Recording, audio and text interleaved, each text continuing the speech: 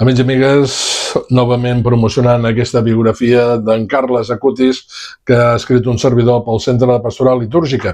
Bé, a mi d'en Carles també m'agrada explicar algunes curiositats que explico d'aquí en aquest llibre. Penseu que amb només 9 anys en Carles va crear la seva pròpia Càritas. Era una Càritas domèstica, no? Els seus primers estalvis van servir per comprar un sac de dormir, diuen, a un captaire del barri. I es preocupava del sense sostre, portant-los-hi mantes, menjar, beguda.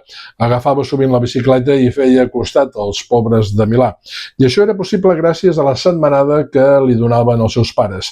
El temps i els diners eren possibles gràcies a no gastar-los en coses que per a ell eren innecessàries. Tenia, doncs, com podeu imaginar, un cor sensible, un cor gran. Li agradava jugar al Monopoli, als escacs, i com tots els joves també gaudia dels videojocs, aparells de l'època, la PlayStation, la Xbox, la Nintendo, la Game Boy.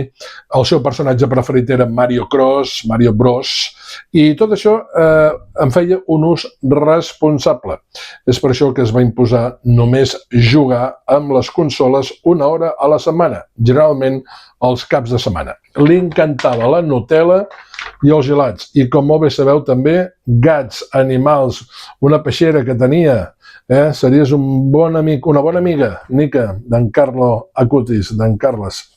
Bé, doncs des d'aquí una salutació també a la Rosa Serra, que és qui ha dibuixat en Carles Acutis per aquesta biografia del Centre de Pastoral Litúrgica.